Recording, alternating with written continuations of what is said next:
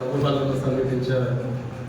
కపూరము కొన్ని లేఖనాలు ధ్యానించుకొని యోగ్యమైన విధానంలో మనల్ని మనం పరీక్షించుకొని ఆ పదవి సమీపించే వారిగా ఉన్నాం. చూడండి, మొదటి కొరింథీయులకు రాసిన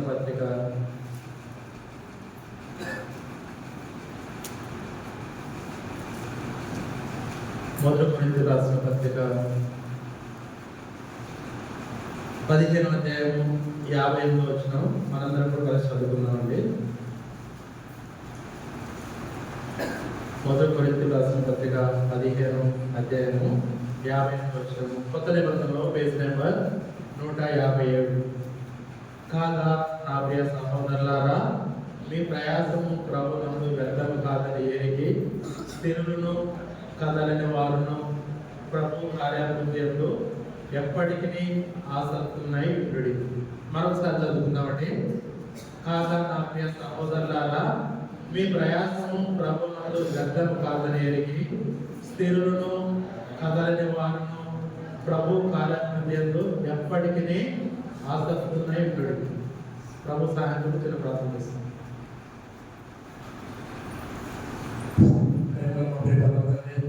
శ్రేష్టమైన నామం బట్టి స్తుతిస్తూ ఆరాధిస్తున్నాం ప్రభా.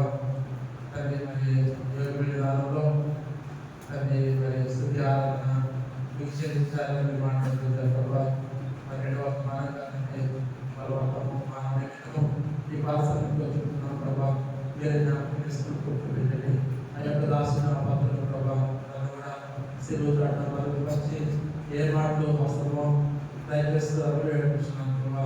తండ్రి, మరి మొదటి వర్తమానంలో మొదటి రావడంలో మీరు గొర్రె పిల్లవలే మౌనంగా మిమ్మల్ని తగ్గించుకొని తండ్రి అప్పగించుకొని మృత్యుడిగా ఈ లోకానికి వచ్చాం ప్రభా. ప్రపంచ మానవాడికి నీ రక్తం ద్వారా రక్షణ భాగ్యం కలిగించావు ప్రభా. మరి రెండో రకంలో మీరు రానున్నారు. పరమ ఉగ్రుడుగా తీర్పరిగా తండ్రి రానున్నారు ప్రభా. యోగ విధానంలో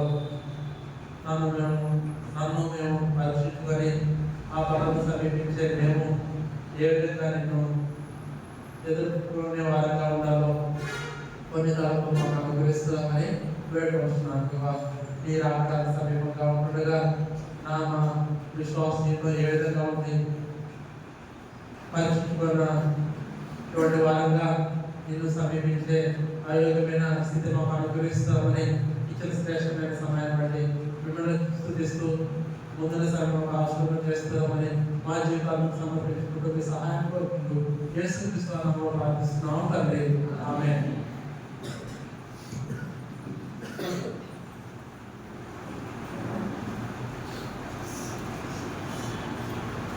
ఈ మాట పాత మాట అంటే మనకు అందరికీ తెలిసినటువంటి మాట. అపోస్తలుడైన పౌలు ఈ కొరింథీ సంఘానికి రాస్తూ ఈ మాట చెప్తా ఉంటున్నారు. ఏమిటా మాట అంటే మనం ఇప్పుడు చదువుకుంటూ వచ్చాము. కాగా నా ప్రియ సహోదరులారా, మీ ప్రయాసము ప్రభునందు వ్యర్థం కాదంట. దాన్ని బట్టి మనం వ్యర్థం కానీ అటువంటి ప్రయాసను బట్టి మనం ఏ విధంగా ఉండాలనంటే స్థిరంగా ఉండాలంట, కదలని వారంగా ఉండాలంట. ఇక మూడో మాట, అతి ప్రాముఖ్యమైన మాట, ప్రభు కార్యాభివృద్ధి యందు ఎప్పటికీ, అంటే ఈ సమయమే కాదండి, కొత్త సమయమే కాదండి, కొన్నిసార్లే కాదండి, ఎప్పటికీ. కాబట్టి ఎప్పటికీ ఆసక్తులున్నాయి ఉండు. కాబట్టి ఆసక్తులుగా మనం ఎప్పటికీ ఉండాలని దేవుడు మన యొక్క కృతనిశ్చయత కలిగి ఉన్నట్టు వారుగా ఉన్నారు. కాబట్టి యోగమైన విధానంలో ఆయన సన్నిధికి వచ్చి ఆరాధించిన మనము ఇప్పుడు మన మధ్య దేవుడు ప్రభువైన యేసుక్రీస్తు వారు ఆయన శిలువ మరణ భూస్థాపనానికి సాదృశ్యంగా బలం ఉంచబడుతూ వచ్చింది. అది మన మధ్య ఉంది. ఆయన కడపటి ఆదాముగా, రెండో ఆదాముగా ఈ లోకానికి వచ్చి తండ్రి చిత్తాన్ని సంపూర్ణంగా నెరవేర్చి మధ్యాకాశంలో ఆయన వేలాడుతూ వచ్చినారు. శిలువ మ్రానుపై ఆ గొల్గొతా కొండగంట కపాలమైన స్థలానికంట ఒక పేరు ఏంటంటే ప్రపంచానికి అది మధ్య భాగం అంట. మధ్య భాగం అంటే ఈ రక్షణ ఎవరికి తక్కువ కాదనమాట. ఈ రక్షణ అందరికీ సమానమే. ఎప్పుడైతే గొర్రె పిల్లవలే ప్రభు అయిన యేసుక్రీస్తు వారు ఆ దేవాతి దేవుడు నీ కొరకు నా కొరకు శిలువ మ్రానుపై తండ్రి చిత్తానికి లోబడి వధింపబడిన గొర్రె పిల్లగా ఈ లోకానికి వచ్చి రక్తము ఆఖరి బొట్టు వరకు కార్చి అటువంటి రక్తం ద్వారా నీకు నాకు విడుదల విమోచన పాప క్షమాపణ కలుగు చేసినటువంటి దేవుడు మనందరికీ రక్షణ సమానంగా కలుగు చేసిన నిమిత్తము గొల్గొతా కొండ కపాలమైన స్థలం ప్రపంచానికి సెంటర్ పాయింట్ అంట. అంటే మధ్య భాగం అనమాట. అంటే ఎవ్వరికి ఈ యొక్క రక్షణ తక్కువ కాదనమాట. అందుకే దేవుడు ప్రభువైన యేసుక్రీస్తు వారు శిలువ మరణం తర్వాత ఆయన అపవాదిని జయించి మృత్యువును ఓడించి గెలిచి మరణాన్ని ఓడించి ఆయన విజయుడై సమాధించి వచ్చిన తర్వాత దాదాపు 40 దినాలు అనేక సందర్భాల్లో తన శిష్యులకు తన జనాంగానికి ఆయన కనపరుచుకున్నారు తను తాను. చివరిగా ఆరోహణమయ్యేటప్పుడు ఒక మాట అన్నారు. అది మనకి అందరికీ ఎంతో ప్రాముఖ్యమైన మాట అనమాట. ఏంటంటే అది మీరు సర్వలోకములకు వెళ్ళి సర్వ సృష్టికి సువార్తను ప్రకటించండి. నమ్మి బాప్తిస్మం పొందువాడు రక్షింపబడును, నమ్మని వారికి శిక్ష విధింపబడును. ఇంకా నేను ఏ ఏ సంగతులు మీకు బోధించానో వాటన్నింటినీ గైకొనండి అంటూ వచ్చిన ప్రభువైన యేసుక్రీస్తు వారు.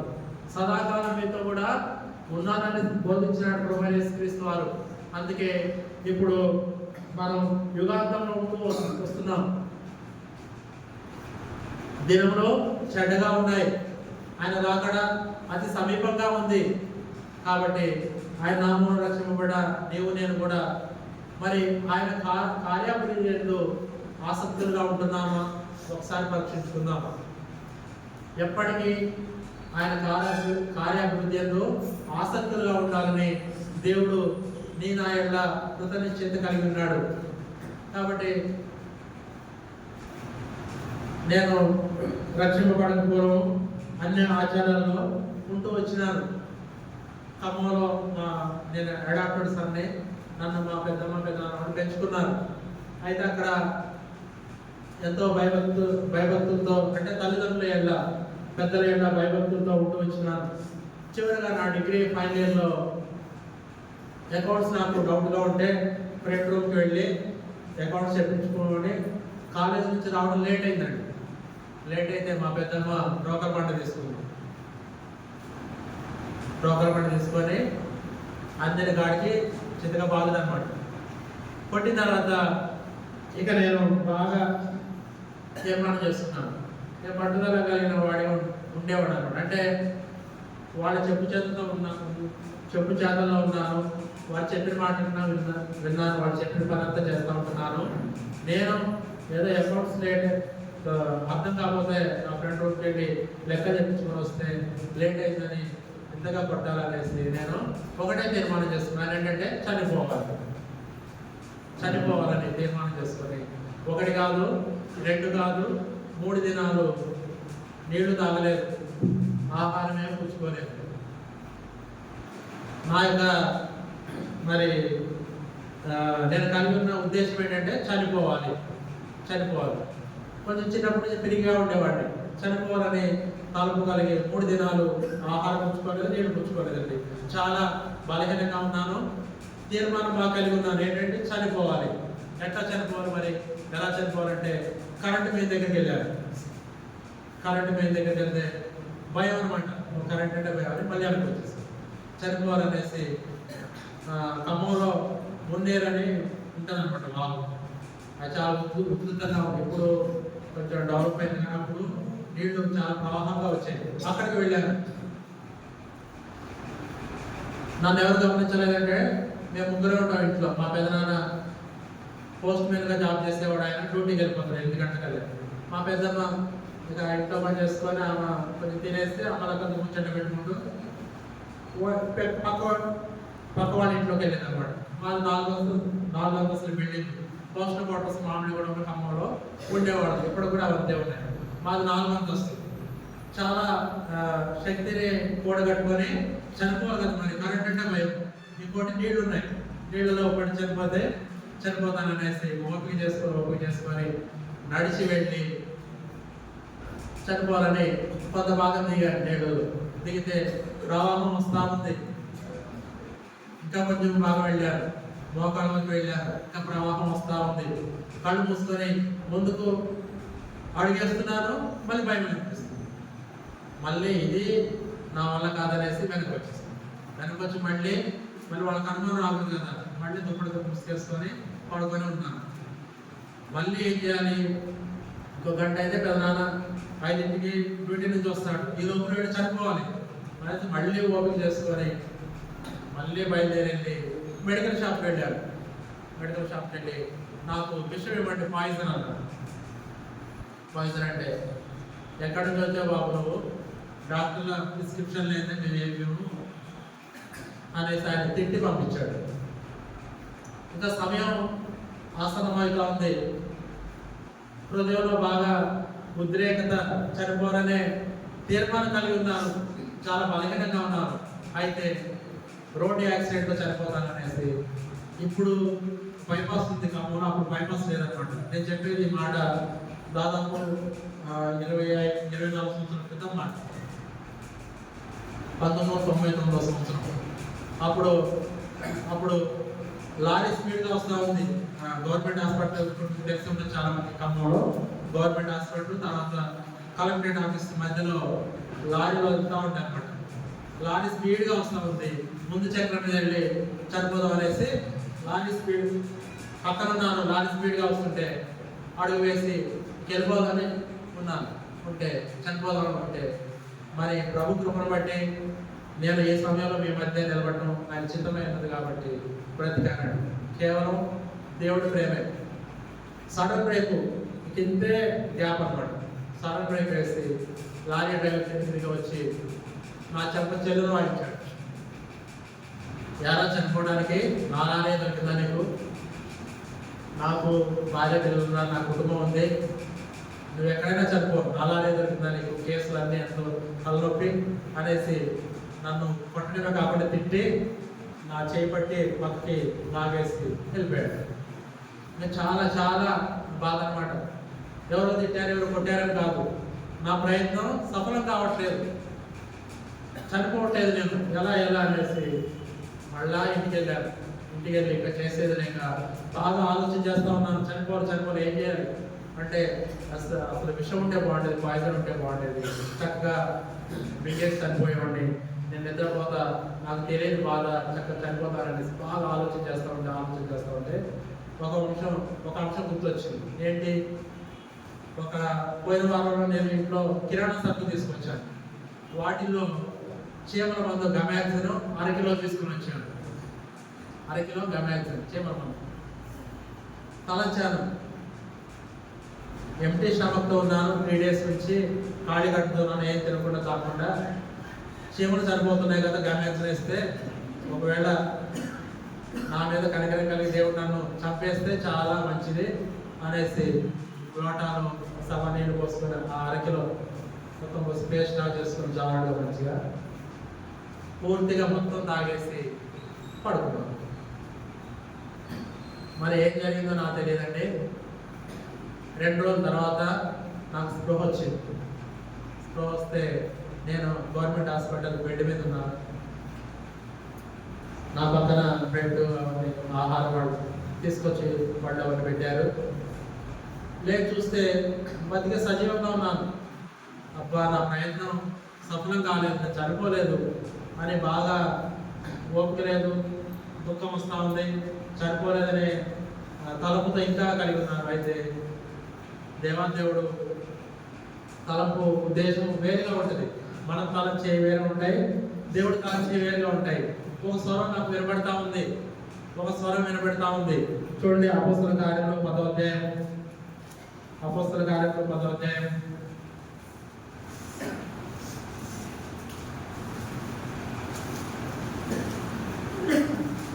అపోస్తల కార్యము 10వ అధ్యాయము 36వ వచనము మొదటి భాగం మాత్రమే. యేసుక్రీస్తు అందరికీ ప్రభు. చాలండి. యేసుక్రీస్తు అందరికీ ప్రభు. ఆ గవర్నమెంట్ హాస్పిటల్లో వేరే బెడ్స్ అన్నీ ఉన్నాయి, పేషెంట్లు ఉన్నారు. ఒక సువార్త టీము వచ్చి ఉన్నారనమాట. వాళ్ళు సువార్త కరపత్రికలు ఇస్తూ చెప్తా ఉన్నారు. ఆయన దైవజనుడు మరి మనలాగా విశ్వాసం నాకు తెలియదు. అయితే ఒక స్వరం నాకు వినబడతా ఉంది, యేసుక్రీస్తు అందరికీ ప్రభు. కాబట్టి ఆ బ్రదర్ అంటున్నారు, నా ప్రియ సహోదరా, నీ యొక్క పరిస్థితి ఏదైనా కానీ యేసుక్రీస్తు అందరికీ ప్రభు. యేసు అంటే రక్షకుడు, క్రీస్తు అంటే అభిషేక్తుడు. నీ పరిస్థితిని మార్చివేసి నిన్ను రక్షిస్తాడు, నిన్ను అభిషేకిస్తాడు. జీవం గల దేవుడు. నువ్వు చనిపోవాలనుకుంటున్నావా? ఆ తీర్మానం విడిచిపెట్టు. ఎంతో మందిని వారి జీవితాల్లో చావు నుంచి తప్పించి రక్షణ కలుగు చేసి తన పని కొరకు సిద్ధపరిచినటువంటి దేవుడు ఈ దినాన్ని నీతో మాట్లాడుతున్నాడు. నువ్వు చనిపోవాలనే ఉద్దేశం తీసేసుకో నా సహోదరుడని ఒక స్వరం వినపడతా ఉంది. ఎప్పుడైతే ఆ జీవం కలిగిన మాటలు నా యొక్క చెవులో పడతా వచ్చాయో అప్పుడు హృదయంలో నుంచి లోపల నుంచి ఒక తలపు కలిగిందండి. ఏంటంటే బ్రతకాలి, అప్పటి వరకు చనిపోవాలి, ఎందుకు బ్రతకాలని కన్నీరు విడుస్తూ ఎంతో వేదనతో ఉన్నటువంటి నా హృదయ వేదన ఎప్పుడైతే ఆ మాటలు వింటూ వచ్చానో బ్రతకాలని ఒక ఆశ లోపల నుంచి పుట్టుకొచ్చింది అనమాట. అప్పుడు తీర్మానం చేసుకున్నాను, ఎవరో మాట్లాడుతున్నారు నాతో, నేను బ్రతకాలంటున్నారు, ఆయన సజీవమైన దేవుడు అంటున్నారు, చెప్తా ఉంటున్నారు, యేసుక్రీస్తు అంట అందరికీ ప్రభు అంట అని నేను ఉద్దేశం కలిగినప్పుడు నేను అక్కడ మాట చెప్తా ఉన్నారు. ఆ దైవజనుడు మరి బ్రదర్ ఎండలో ఎవరైతే నాకు ప్రార్థన చేసిన నా బిడ్డ రాదనండి. అందరితో పాటు ప్రార్థన చేసినారు వెళ్ళిపోయిన తర్వాత నాకు బ్రతకాలని ఆశ కలిగిన తర్వాత నేను పక్కన చూస్తే బ్రెడ్ పాలు ఉన్నాయి, ఆహారం ఉంది. అప్పటి వరకు నీళ్ళను కూడా తాగినటువంటి నేను మంచినీళ్ళు తాగి అవి తిని కొంత ఆరోగ్యం పొందుకొని బ్రతకాలనే తీర్మానం కలిగి ఉన్నాను. తర్వాత 2 రోజుల తర్వాత డిశ్చార్జ్ అయ్యి ఇంటికి వెళ్ళాను. అక్కడ నాకు బైబిల్ తెలియదు, వాక్యం తెలియదు. అప్పుడే మాట విన్నాను, జీవగల దేవుడు అంట, యేసుక్రీస్తు ప్రభు అంట, ఆయన గొప్ప రక్షకుడు అంట అని మాటలు విన్న తర్వాత నాకు బ్రతకాలని ఆశ కలిగింది. ఇంటికి వెళ్ళాను, ఇంకా మౌనంగా ఉన్నాను. బైబిల్ లేదు, వాక్యం లేదు, నాకు బోధించేవారు ఎవరు లేదు. మేము విగ్రహారాధన చేసే అటువంటి కుటుంబంగా ఉన్నటువంటి వారు. అప్పుడు ప్రతి గురువారం ఉదయం 6 గంటలకు నా అడ్రస్ ఏంటో చెప్పమంటారా? ప్రతి ఉదయం 6 గంటలకల్లే తలస్నానం చేసి ఉతికిన బట్టలు వేసుకొని కొబ్బరికాయ ఊదిపట్టడంతో మామిడిగూడలో సాయిబాబా టెంపుల్ దగ్గర నా అడ్రస్ అన్నమాట. ప్రతి గురువారం అటువంటి ఎంతో మరి భక్తి భయం కలిగి జీవించిన నాకు మా అమ్మ అంటే పెద్దమ్మ అమ్మగా పిలిచేవాడు. అమ్మ చేయని తగ్గిదాన్ని బట్టి ఇంతగా నన్ను కొట్టిద్దాన్ని నేను బ్రతకాలనే మరి చావాలని నేను కోరుకొని ఈ సందర్భం గుండా వెళ్తే దేవుడు ఈ విధంగా నన్ను బ్రతకాలని ఆశ పుట్టించినాడు. అయితే వాక్యం లేదు, మైకి లేదు, మరి నేను ఎక్కడికి వెళ్ళాలంటే అప్పుడు ఈ అశ్వారపేట నుంచే మా అక్క ఎస్తే రాణి ఇక్కడ పేటపల్లిలో ఉంటారు, ఆవిడ చూడటానికి వచ్చారు. వచ్చి ఇక చదివే రాదనమాట. ఆమెకి బస్ పేరు కూడా రావు, కానీ బైబిల్ మాత్రం చదవగలరు. మన దేవుడు ఆశ్చర్య అద్భుత కార్యాలు చేసే దేవుడు. ఆయనకు అసాధ్యమైనది ఏది లేదండి. ఆయన మాట సెలవిస్తే చాలండి, అద్భుత కార్యాలు ఆశ్చర్యకరమైన మన జీవితాలు జరుగుతాయి. సజీవంగా దేవుడు మనం కలిగి ఉన్నాము. అప్పుడు అక్క వచ్చి నాకు బైబిల్ బోధించడం ఏం రాదు, నేను మాత్రం ఒక మాట చెప్తాను, మీరు నమ్మండి, దేవుడు గొప్పవాడు, ఆయన మేలు చేస్తాడు, మన రక్షణ కొరకు ఈ లోకానికి వచ్చాడని మీరు నమ్మండి అని ఒక మాట చెప్పింది. నమ్ముట నీ వలన అయితే నమ్మవానికి సమస్తము సాధ్యమే అని ఆ మాట చెప్పి ప్రార్థన చేసింది, పాటలు పాడింది, ప్రార్థన చేసింది. దాదాపు 1 కాదు 2 కాదు వారం రోజులు ఉంది మా ఇంట్లో ఖమ్మంలో. ఇక ప్రతి ఉదయం సాయంత్రం ప్రార్థనే, పాటలు ప్రార్థన, ఇక 2 మాటలు చెప్పి దేవుడి మాట చెప్పి ప్రార్థన చేస్తూ ఉంటుంది. ఎప్పుడైతే ఆమె ప్రార్థన చేస్తుందో నాలో ఎంతో తప్పిదాలు, పొరపాట్లు అన్నీ ఒప్పుకుంటూ వచ్చాను. అప్పుడు అక్క చెప్పిందనమాట, తమ్ముడు నాకు సంసారం పిల్లలు ఉన్నారు, నేను ఎప్పుడు మీతో ఉండడం సాధ్యం కాదు, నేను అవసరపడి వెళ్ళాలి, కాబట్టి మీకు ఒక సన్నిధి చర్చ అనేది అవసరం, అక్కడ దైవజనులు ఉంటారు, ప్రార్థన చేస్తారు, కాబట్టి మీరు వెళ్ళి నన్ను చెప్పింది, తమ్ముడు నువ్వు వెళ్ళి సైకిల్ వేసుకుని వెళ్ళి చర్చి చూసిన అడ్రస్, మనం ఇవాళ ఆదివారం ఆరాధనకు వెళ్ళాలి, నేను ఎప్పుడు మీతో ఉండను, నేను వెళ్ళిపోవాలి కాబట్టి మీకు చర్చి చూపించేస్తాను అంటే నేను సైకిల్ తొక్కుని వెళ్తా ఉన్నాను. అప్పటి వరకు నాకు ఏ చర్చి తెలియదు, ఖమ్మంలో సైకిల్ తొక్కుని వెళ్తా ఉంటుంటే ఇప్పుడు ఉన్నటువంటి ఎల్షదాయి ప్రార్థన మందిరం అక్కడికి వెళ్ళిన తర్వాత నా సైకిల్ చైన్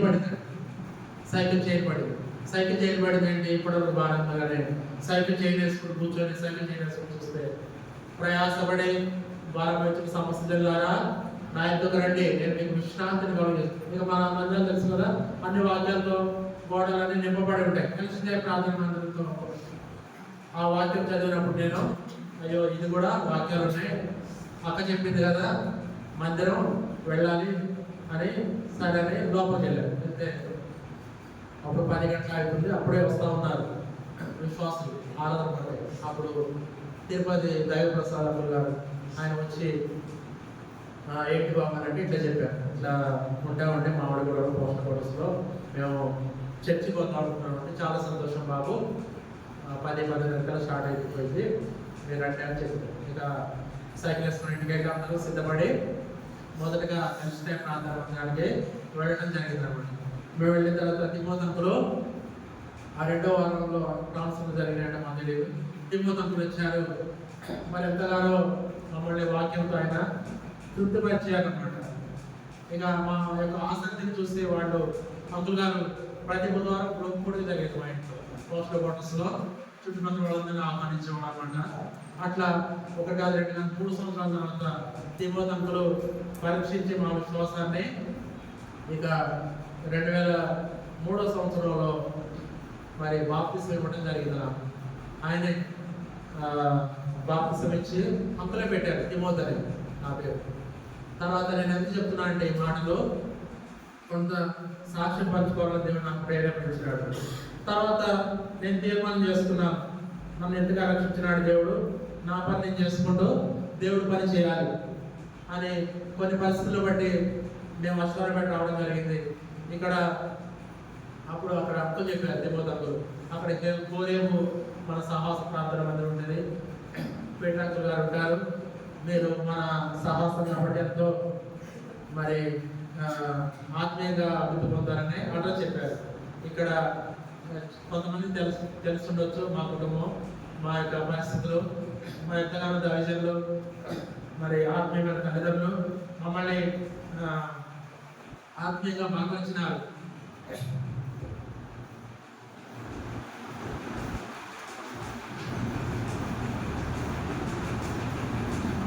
మా యొక్క ఇంట్లో ఇబ్బందులు అన్నీ వాళ్ళు తెలుసుకొని మా కొరకు ప్రార్థన చేసేవారు. కాబట్టి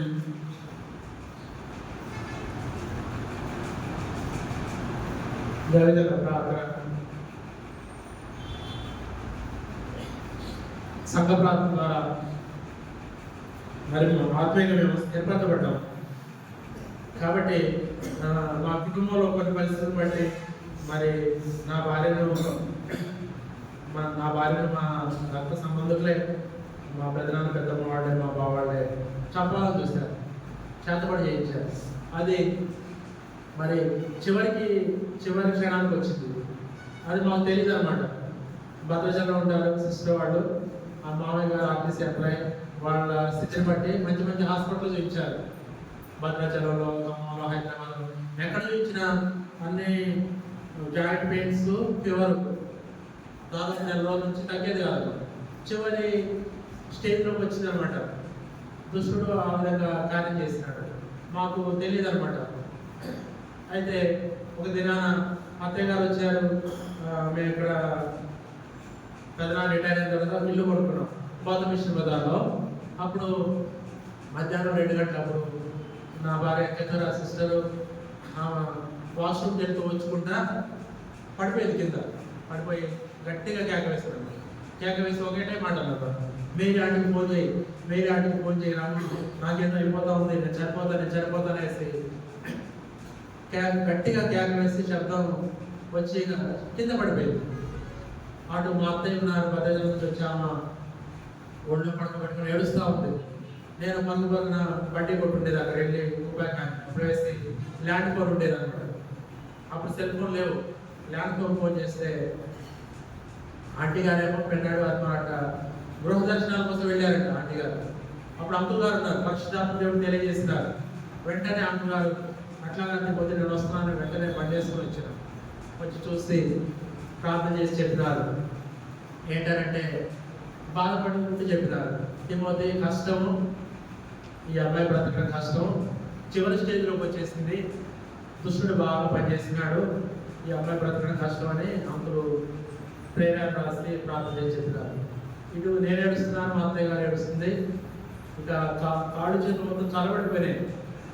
ఇక అంకుల్ ఈ మాట చెప్తే నేను వెంటనే మీరు బాగా ఏడ్చినాను. అంకులు మీరు ఏమైనా చేయండి, నా భార్య నాకు బ్రతకాలను బాగా ఏడుస్తా ఉంటే ఒకటే మార్గం ఉందయ్యా అన్నారు. ఒకటే మార్గం ఉంది, దేవుడు సజీవుడు, ఒకవేళ దేవుడు చిత్తమైతే అమ్మాయి బ్రతికింది, మనం ప్రార్థన చేద్దాం. ఈ ఇంటిలో ఉపవాస ప్రార్థన పెడదాము. 5 వారాలు అంకులు చెప్పారు కరెక్ట్గా. 5 వారాల్లోనే శత్రు పన్నాగాలన్నీ కూడా కడతీరుస్తాడు దేవుడు. ఎవరైతే ఈ అమ్మాయికి ఇట్లా ఇబ్బంది కలిగించినారో వాళ్ళకి రివర్స్ కొట్టింది.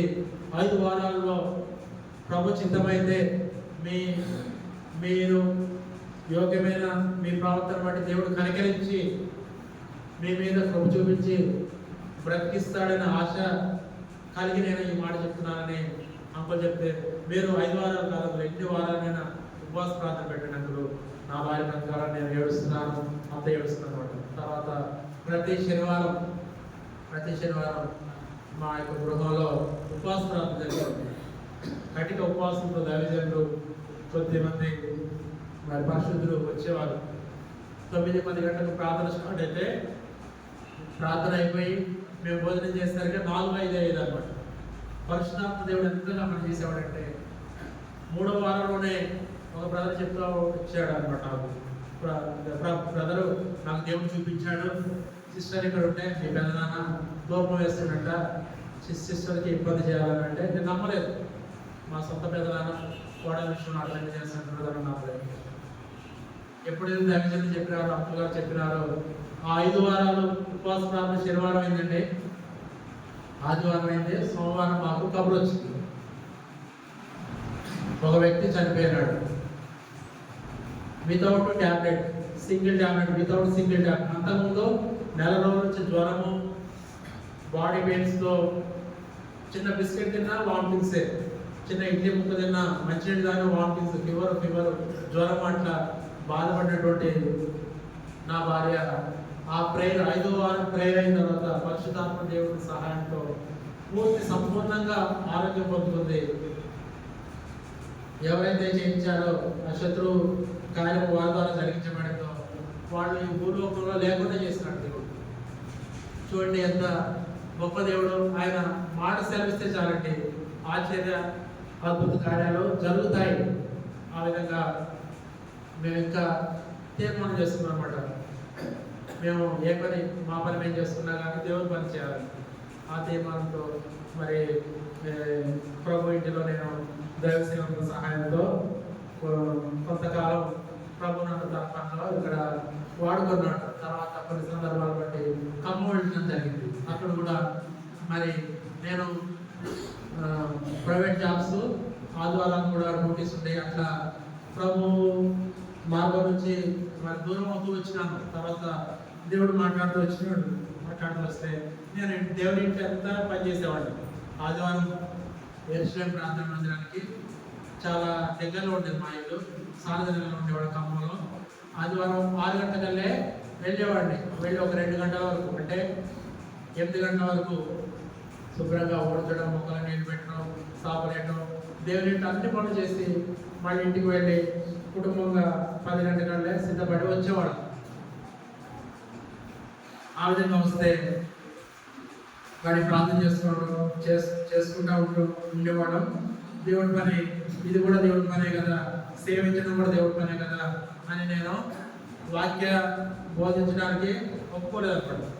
ఎప్పుడైతే ఇక్కడ నుంచి వెళ్ళిన తర్వాత సత్యవేదం గారు వెంటనే చెప్పారు, పలానా చోట ఇట్లా వచ్చావు, ఇట్లా ప్రైవేట్ జాబ్ అంటే వాక్య పరిచయం చేస్తావు అన్నారు. అయితే నేను కప్పివేసి లేదు, నేను వాక్య పరిచయం చేయలేదు, దేవుడి ఇంటి అంటుంటే చెప్పండి, వాక్య పరిచయం చేయాలని నేను కప్పుకుంటూ వచ్చాను. తర్వాత దేవుడు నాతో మాట్లాడుతూ వచ్చాడు. పోయిన సంవత్సరం చూడండి, యెషయా గ్రంథము 41వ అధ్యాయము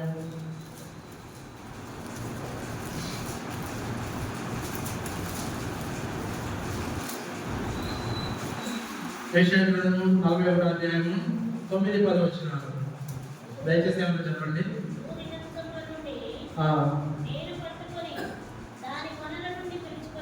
వాడా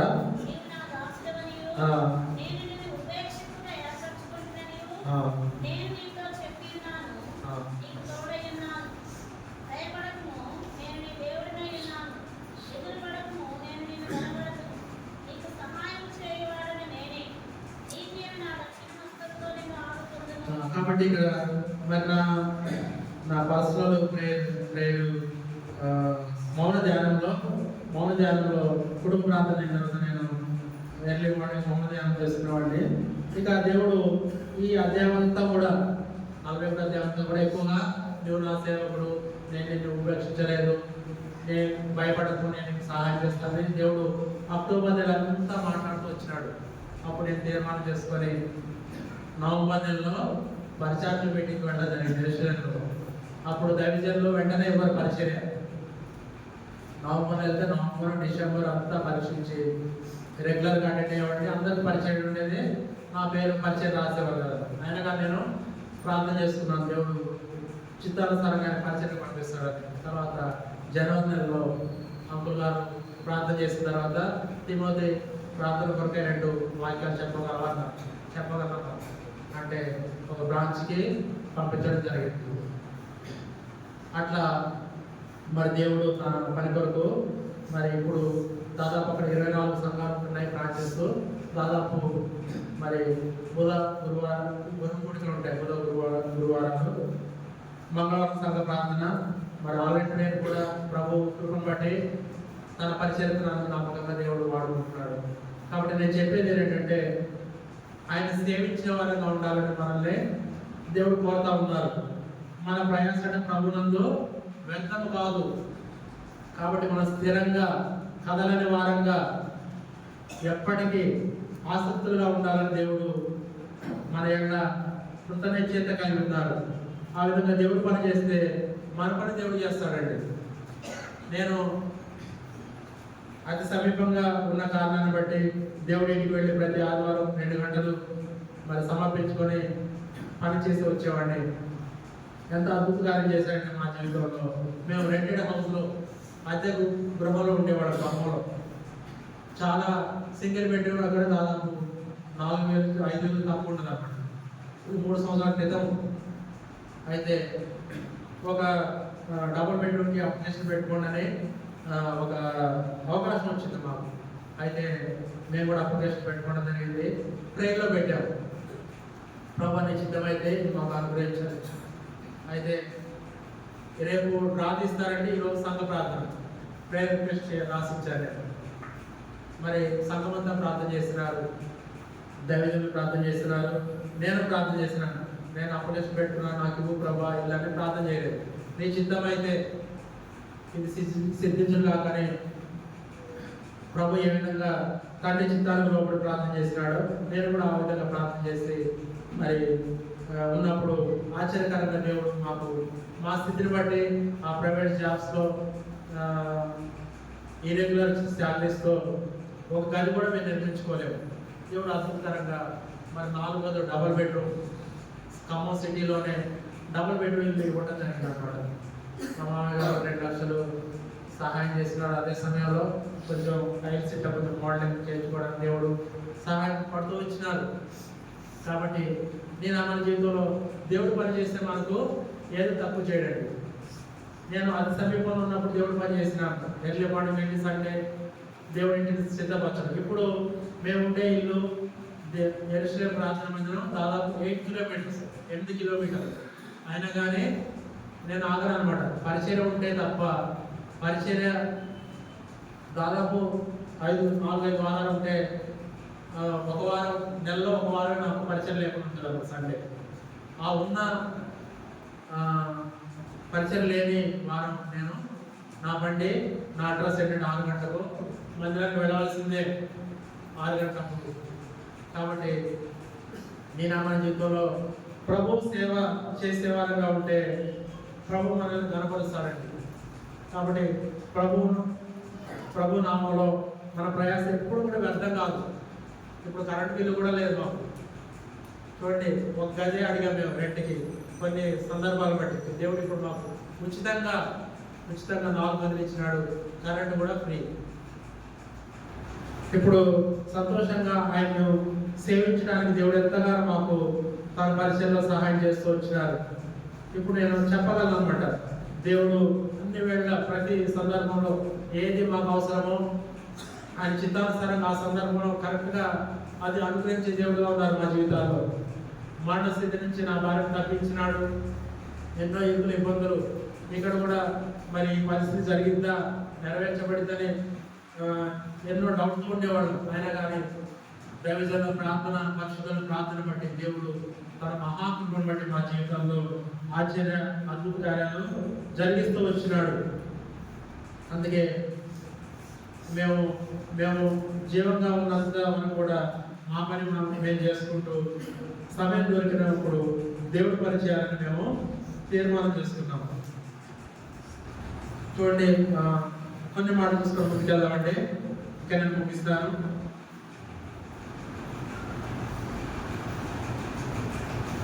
మనం దేవుడు పని చేయాలంటే ముఖ్యంగా వాడు చేయాలంటే దేవుడు మరి ఆ విధంగా చేయాలని కోరుతున్నాడు. చూడండి, గలతీయులు రాసిన పత్రిక 5వ అధ్యాయము, గలతీయులు రాసిన పత్రిక 5వ అధ్యాయము 16వ వచనం. నేను చెప్పినది ఏమనగా ఆత్మానుసారంగా నడుచుకుని అప్పుడు మీరు శరీరేచ్ఛను నెరవేర్చరు. కాబట్టి ఆత్మానుసారంగా మనం ఎప్పుడైతే నడుచుకుంటామో శరీర క్రియలు మనలో ఏవి కూడా పనిచేయవు. అందుకే యేసు ప్రభువు వారి శిష్యుల్లో పేతురు గారు కూడా ఒకరు వచ్చినారు. ఆయనకు ఒక మాట ఉంది, దుడుకు పేతురు. ఆ విధంగా ప్రభుకు సంఖ్యలు వేసినారు, చెరసాలను తీసుకెళ్తున్నారు తీర్పు కొరకు. అప్పుడు వెంటనే శరీర కార్యం అక్కడ నెరవేర్చాలని శిష్యుడు చూసినాడు. కత్తి తీసి వల్ల నుంచి ఆ బండ్రోతో చెవి నరకడం వేయడం జరిగింది అనమాట ఆ సందర్భంలో. అయితే ప్రభు మరి ఇది జరగాలి, రక్తం సకల వేదాలు ఘోషిస్తున్నాయి, రక్తం చిందింపబడకుండా పాపక్షమాపణ లేదు. అది మరి ఎలాంటి రక్తము? ఒక శ్రేష్టమైన బలి పశువు రక్తమా, ఒక శ్రేష్టమైన పక్షి రక్తమా అంటే భూలోకంలో లోకం చూసినట్లయితే ఎక్కడా లేదు. అటువంటి పరిశుద్ధమైన, పవిత్రమైన, నిర్దోషమైన, నిష్కళంకమైన రక్తము ఎవరిలో ఉందనంటే ఆయన దేవాది దేవుడు ప్రభు యేసుక్రీస్తు వారిలోనే ఆ రక్తం ఉంది. అందుకనే బలి పశువుగా మొదటి రాకడలో ఆయన తను తగ్గించుకునే వ్యక్తునిగా బొచ్చు కత్తిరించి వారి ఎదుట గొర్రె ఏ విధంగా మౌనంగా ఉంటుందో అటువంటి మౌనం వహించి ఆ దేవాది దేవుడు నీ కొరకు నా కొరకు మాత్రమే కాకుండా సకల మానవాళి రక్షణార్థము నిమిత్తము ప్రభు యేసుక్రీస్తు వారు గొర్రె పిల్లగా ఈ లోకానికి వచ్చి మొదటి రాకడలో ఆయన సంపూర్ణంగా నెరవేర్చినాడు. ఆయన చిత్తాన్ని రక్తం చిందించడం ద్వారా ఆ శిలువ మ్రానుపై బల్లెముతో పోటు పొడవా బాధ సహించే ప్రేమ తోడ బల్లెముతో పోటు పొడవా బాధ సహించే ప్రేమ తోడ సమాప్తమని తలను వంచే సర్వలోక సృష్టికర్త చాటు చేరు. సమాప్తమని తల వచ్చినాడండి. బల్లెముతో పోటు పొడిస్తే రక్తము నీరు కూడా వచ్చినాయి. అంటే రక్తం కూడా ఏ మాత్రము ఉంచుకోలే తనలో. ఎందుకంటే నేను రక్షింపబడాలని, సకల మానవాళి రక్షింపబడాలని ఆయన సిలువ రక్తము ఆఖరి కొట్టుకు చిందించినాడు. ఆ సిలువ ప్రేమకు నేను ఏమి ఇవ్వగలము? కాబట్టి హేబెలు ఏ విధంగా శ్రేష్టమైన విధానంలో భౌతికమైన స్థితిలో ఆరాధించి మహిమస్తూ వచ్చినాడో, మరి ఆయన ఆరాధించినటువంటి నేను కూడా ఆయన సేవించే వారంగా ఉండాలి. కాబట్టి పరిస్థితులను బట్టి, మనుషులను బట్టి మనం చూడకూడదండి. దేవుడు గొప్పవాడు. అందుకే ఆయన నామంలో గిన్నె చన్నీళ్ళు ఇస్తే దాని ఫలం పోగొట్టుకో. నీ ప్రయాస, నీ ప్రార్థన జీవితం, నీ సమర్పణ జీవితం ఏదో దేవుడికి తెలుసు. అది ఇద్దరికి మాత్రమే తెలుసు. మనకి తెలుసు, దేవుడికి తెలుసు. కాబట్టి ఇంకోటి చూడండి, ఎఫెసీయులకు రాసిన పత్రిక 6వ అధ్యాయం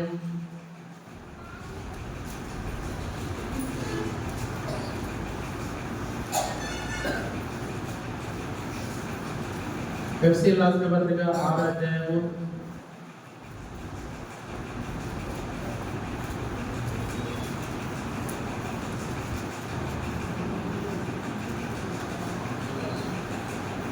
10 నుంచి కొన్ని వచనాలు చదువుతున్నామండి.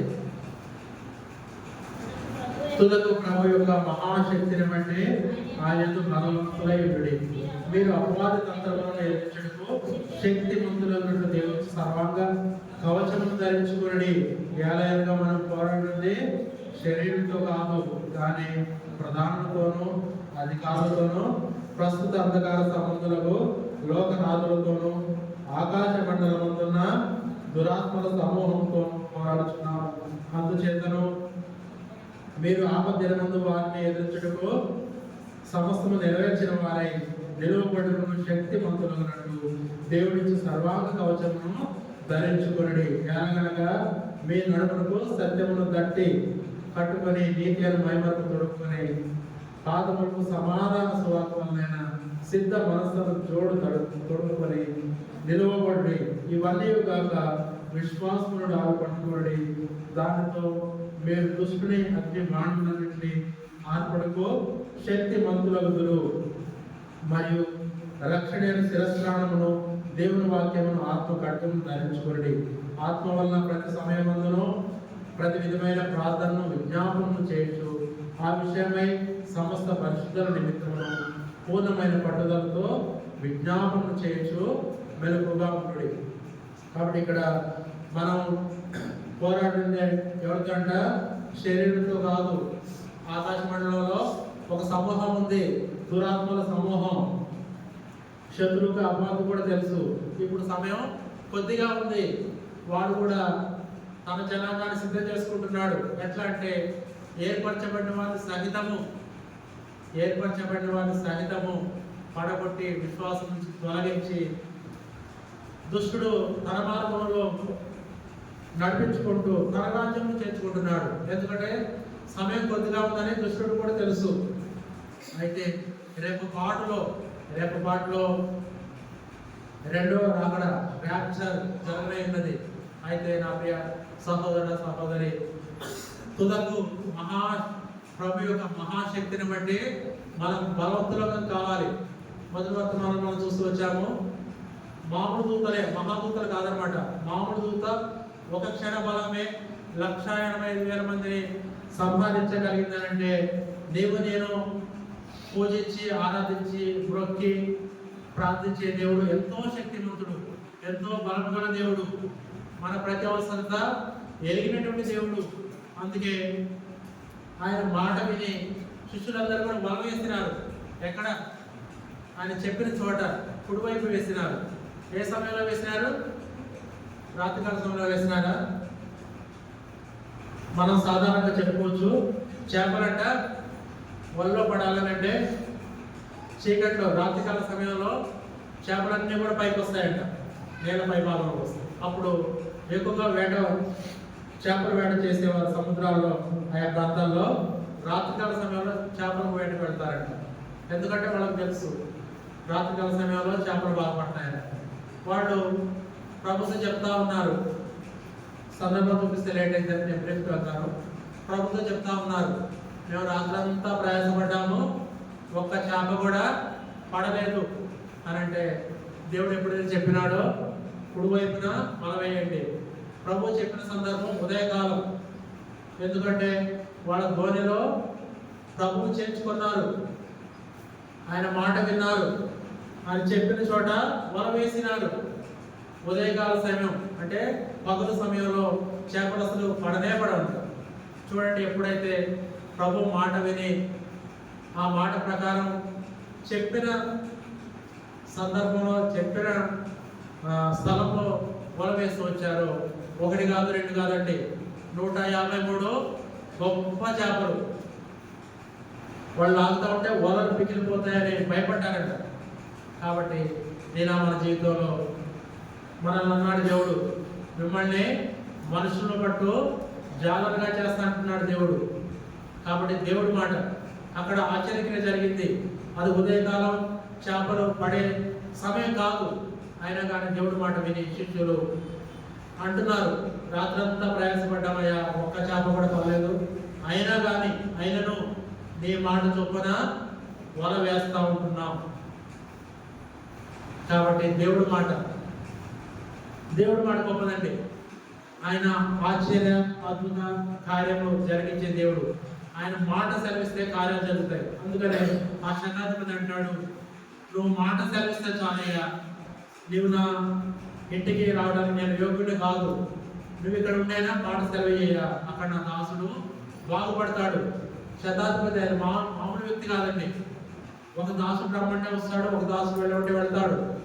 అటువంటి వ్యక్తి అంటున్నాడు ప్రభు దగ్గరికి వచ్చి, నువ్వు మాట సెలవిస్తే చాలయ్యా అంటే ఆయన విశ్వాసాన్ని బట్టి, ప్రభు మాట సెలవించిన కారణాన్ని బట్టి ఆ దాసుడు బాగుపడ్డాడు. కాబట్టి నేను మన జీవితంలో నా ప్రియ సహోదర సహోదరి, నేను ఇంతగా భక్తి చేస్తున్నాను, ఇంతగా ప్రార్థన చేస్తున్నాను, ఎందుకు నాకు ఈ కార్యం జరగట్లేదు, ఎందుకు నా పరిస్థితి ఏ విధంగానే ఉందని నువ్వు తలపు కలిగి ఉంటున్నావా? ఇప్పుడే నీ జీవితంలో ఆ తలపు తీసివేసుకో. ఎందుకంటే ఆయన ఆశ్చర్య అద్భుత కార్యాలు జరిగించే దేవుడు. మన సమయం వేరు, ఆయన సమయం వేరు.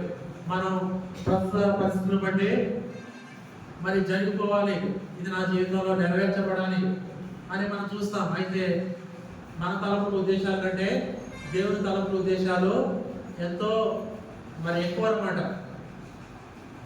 అందుకే మరి అబ్రహాముకు వాగ్దానం చేసినప్పుడు, దేవుడి మాట సెలవిచ్చినప్పుడు ఆయనకు ఎన్ని సంవత్సరాలండి?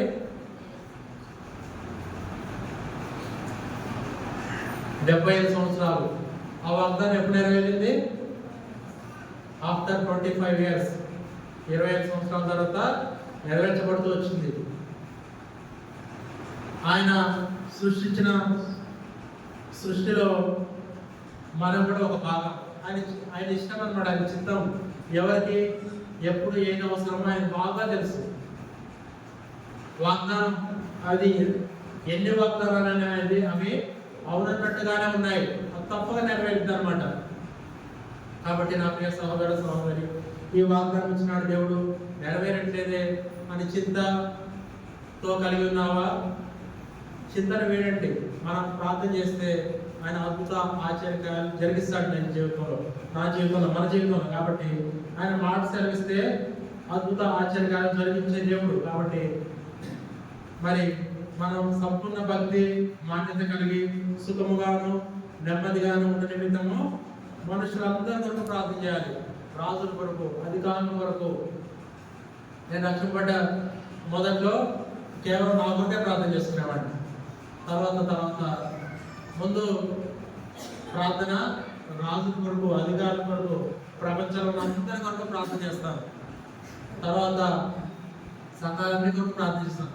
దైవజనుల కొరకు ప్రార్థన, అన్ని జనాల కొరకు, మన రక్షణ కొరకు, మన రక్త సంబంధికుల కొరకు, స్నేహితుల కొరకు, ఇరుపరు వారికి అందరి కొరకు ప్రార్థన చేస్తే చివరిగా నా కుటుంబం కొరకు, చివరిగా నా కొరకు. కాబట్టి మన ప్రార్థన సకల కార్యాలు చేసేట్టుగా ఉంటుంది అనమాట.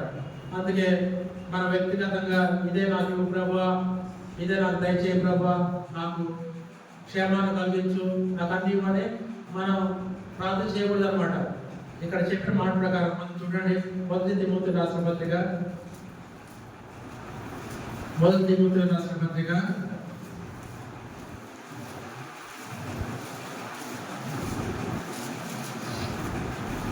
2వ అధ్యాయం మొదటి 3 వచనాలు.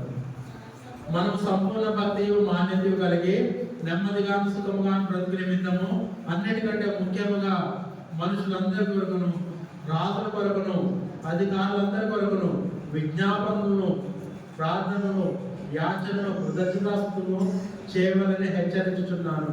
ఇది మంచిదియో మన రక్షకుడకు దేవుని దృష్టికి అనుకూలమైనదట. కాబట్టి అపోస్తలుడైన పౌలు ఈ సంఘానికి రాస్తూ, తిమోతికి రాస్తూ మరి హెచ్చరిస్తున్నాడంట. మనం సంపూర్ణంగా, నెమ్మదిగా, సంపూర్ణ భక్తి మాన్యత కలిగి ఉండాలంటే, సుఖంగా ఉండాలంటే మనుషులందరి కొరకు, రాజుల కొరకు, అధికారుల కొరకు ప్రార్థన, విజ్ఞాపనలు చేసేవారుగా ఉంటారు. అందుకే ఒక మాట ఉంటుంది, యెరూషలేము క్షేమమే మన క్షేమం. ఎప్పుడైతే యెరూషలేము క్షేమం కొరకు, అన్ని జనాల కొరకు, ఆ రక్షణ కొరకు మనం ప్రార్థన చేస్తామో అది మన క్షేమంగా చేయబడింది అనమాట. కాబట్టి నేను మన జీవితంలో ఎంతగా క్రయం చెల్లించి రక్షింపబడ్డ మనము ఆత్మానుసారంగా ఉండి మరి ప్రార్థన జీవితం కలిగినట్లయితే దుష్టుని అగ్ని బాణాలన్నీ కూడా మనం ఆర్పివేసే వారంగా ఉంటాం.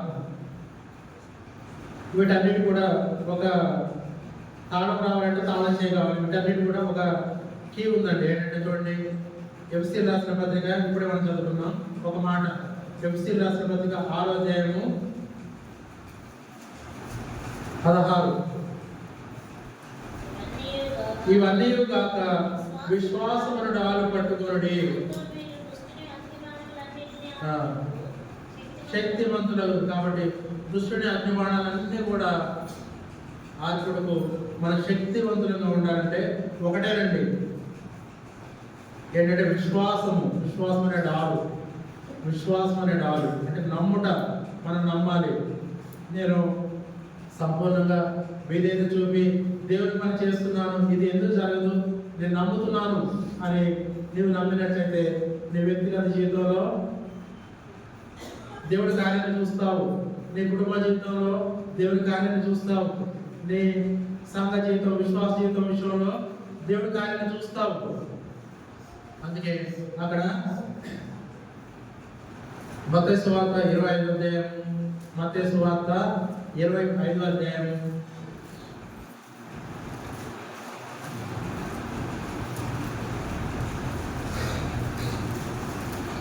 ఈ సందర్భం మనందరికీ తెలిసిందే.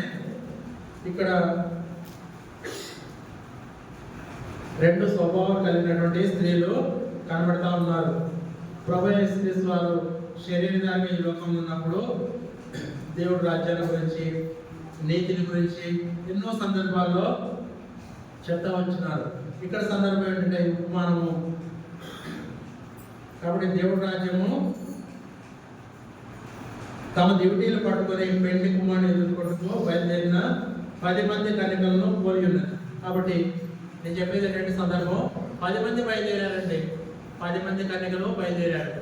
వాళ్ళ తలంపు, మెయిన్ ఉద్దేశం ఏంటంటే ద్వారం తెరవబడింది, పెండ్లి కుమారుడు వస్తాడు, వెలుగుతున్న దివిటీలతో పెళ్లి కుమారుడిని ఎదుర్కోవటం. వాళ్ళందరి 10 మంది తలంపు ఏంటంటే వెలుగుతున్న దివిటీతో పెళ్లి కుమారుని ఎదుర్కోవడం. ద్వారం తెరవబడిన తర్వాత లోపలికి ప్రవేశింపబెట్టబడాలంటే వెలుగుతున్న దివిటి కంపల్సరీ కావాలి. ఇంటి దగ్గర నుంచి బయలుదేరేటప్పుడు 10 మంది కూడా వెలుగుతున్న దివిటీలతో వెళ్ళారు. పెళ్లి కుమారుడు రాకడ ఆలస్యమైంది. 10 మంది కూడా కురికి నిద్రించినారు. మధ్యరాత్రి కాల సమయంలో ఇదిగో పెళ్లి కుమారుడు అతన్ని ఎదుర్కొంటాడనే ఒక శబ్దం కేక వినబడినప్పుడు నిద్ర నుంచి 10 మంది కూడా మేల్కొన్నారు. అప్పుడు చూసినట్లయితే 5 మాత్రమే వెలుగుతున్నాయి. 5 మాత్రమే వెలుగుతున్నాయి. మిగతా 5 ఆరిపోయిన స్థితిలో ఉంటున్నాయి. అప్పుడు అంటున్నారు వాళ్ళు, పెళ్లి కుమారుడు వస్తున్నాడు, కేక వినబడింది, ద్వారం తెరవబడింది, లోపలికి ప్రవేశింపబెట్టబడాలనంటే వెలుగుతున్న దివిటి కావాలి. చూసినట్టయితే 5 స్త్రీల దివిటీలు మాత్రం వెలుగుతున్నాయి. అప్పుడు అడుగుతున్నారు, మీ నూనెలో మాకు కూడా కొంచెం ఇవ్వండి. ఎందుకంటే లోపలికి ప్రవేశింపబెట్టబడాలంటే వెలుగుతున్న దివిటి తప్పకుండా కావాలి.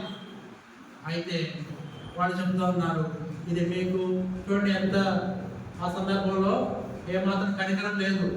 అయ్యో మాతో పాటు బయలుదేరారే, వేడ కూడా కొంచెం నూనె ఇద్దామే అని లేదనమాట. వాళ్ళు జ్ఞానంతో మాట చెప్తున్నారు ఏంటంటే ఇది మీకును మాకును చాలదేమో. అంటే వాళ్ళు కొనుక్కుందామని వెళ్తే దొరకని సందర్భం కాబట్టి సమయం లేదు. లోపలికి ప్రవేశింపబెట్టబడాలంటే వెలుగుతున్న దివిటి కావాలి. నేను మన జీవితంలో చూడండి, ఆ వెలుగుతున్న దివిటీలతో లోపలికి ప్రవేశించారు, ద్వారం వేయబడింది. అప్పుడు అంటున్నారు అయ్యా అయ్యా మాకు కూడా తలుపు తీయండి, మేము కూడా లోపలికి వస్తామంటే అక్కడ ఏమాత్రం పెళ్లి కుమారుడు కూడా కనికరం లేదండి.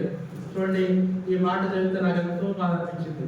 చూడండి 12వ వచనం, అతడు మిమ్మల్ని ఎరుగునని మీతో నిశ్చయముగా చెప్పుచున్నాను. చూడండి, పెళ్లి కుమారుడు అంటున్నాడు, మిమ్మల్ని ఎరుగునని మీతో నిశ్చయంగా చెప్తున్నాను. చూడండి, వాళ్ళు కూడా ఇంటి దగ్గర నుంచి వాళ్ళతో పాటు బయలుదేరారు వెళ్తున్న దివిటీలతో. ఇప్పుడు ఒక స్వరం వింటున్నారు, మిమ్మల్ని ఎరగను. కాబట్టి ఆ దినమైన గడియైనా మీకు తెలియదు కనుక మెలుగుగా ఉండండి. ప్రార్థన, మన జీవితంలో ప్రార్థన అనేది ఎంత గొప్పగా ఉంటుందండి. చూడండి 24వ అధ్యాయం మత్తయి సువార్త 24వ అధ్యాయము